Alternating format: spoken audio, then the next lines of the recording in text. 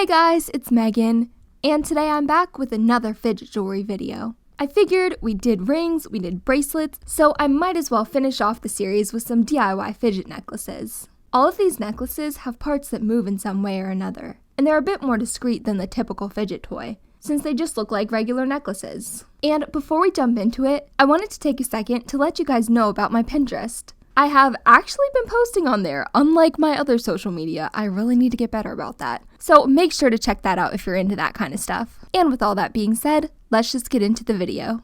So here's the first necklace that I made. I honestly could not think of a name for this one. Literally the best that I could come up with is like spinny metal circle, I don't know. But it was super easy to make. You'll need some of these circular metal beads.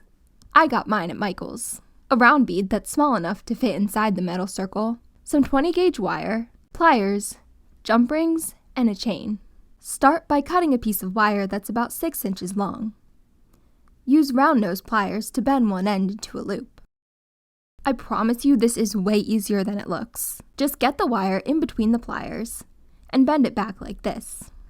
Then, bring the wire around the other side of the pliers to create a loop.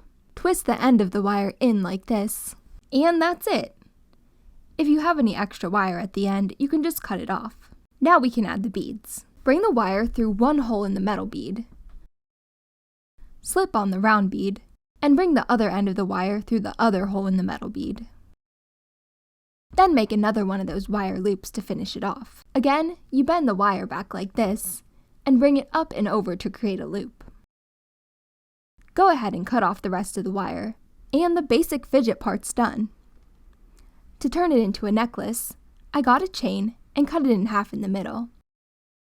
I used an 18-inch chain, but you can use any size that you want. I put a jump ring through one of the chain links, then through the wire loop, and closed it up. Repeat this on the other side of the pendant, and you're done. With this necklace, you can roll the center bead back and forth like this, or you can spin the metal one. I was worried that it might be a little bit awkward since the necklace isn't really that long, but I actually kind of like that it's more out of the way. The next necklace that I made was again super easy, but the thing that I like about this one is the size because it fits in my hand perfectly. For this one, you'll need 4 large beads, some 20 gauge wire, pliers, a jump ring, and some string. I used waxed cotton cord. Take between 6 to 8 inches of wire and make a loop at the end just like we did before. Then slide on your beads. I used some beads from old bracelets that I had, which if you're someone that wears jewelry, definitely don't get rid of stuff.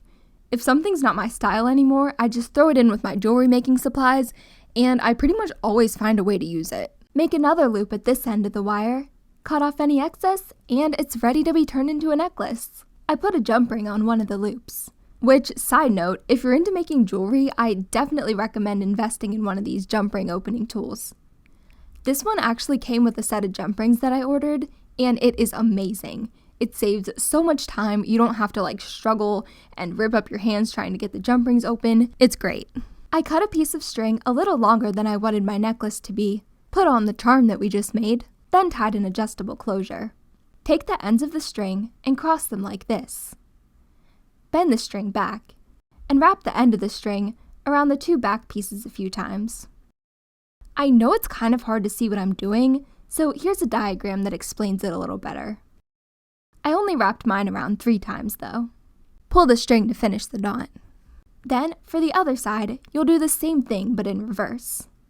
So bend the string back, bring it over the 2 main strings, and loop it around 3 times. You can make the necklace shorter by pulling the knots, or make it longer by pulling the main string. This is a nice option if you don't want to use a chain.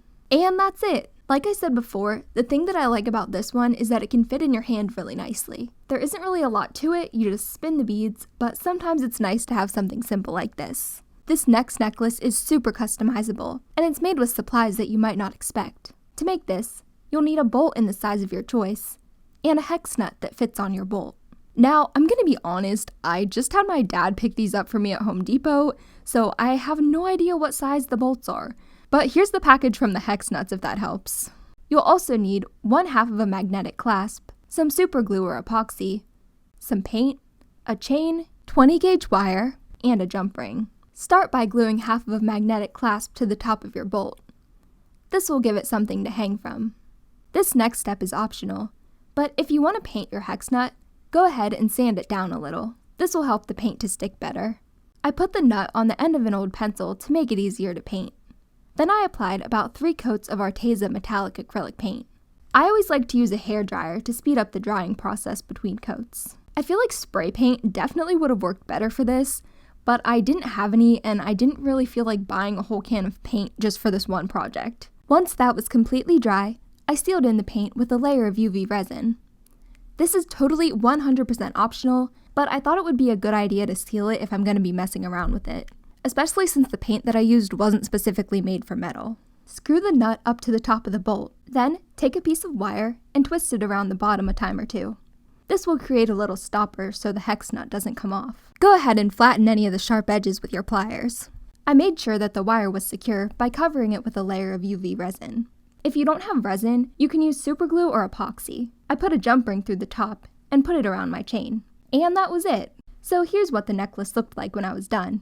I made the chain a little longer on this one so it was easier to grab and fidget with. I kind of wish that I would have picked a different color since I don't really wear pink, but overall I am super happy with this one. Idea number 4 is sort of like a spin-off of one of the fidget bracelets that I made in my last video. I'm seriously obsessed with this marble fidget jewelry, and it is insanely easy to make. For this project, you'll need a marble, some 20 gauge wire, a chain, a jump ring, and a lobster clasp. Take a piece of wire that's about 13 inches long and start wrapping it around your marble. The wire should be wrapped around about 2/3 of the marble. The top third of the marble should be pretty much open. There's no pattern to this, you kind of just keep crossing the wire over itself until you're left with something like this. As you can see, if I pick it up by the wire, shake it around, the marble is secure and it isn't going to fall out.